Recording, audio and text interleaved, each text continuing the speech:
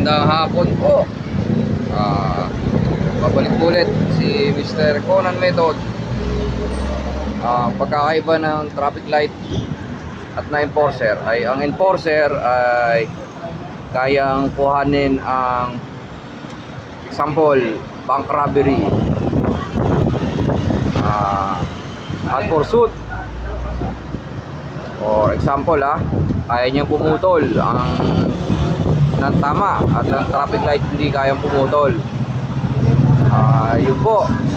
Number 4 yun. Number 5, ang traffic light hindi niya kaya mag multiple flows, pero ang enforcer kaya niya mag multiple flows.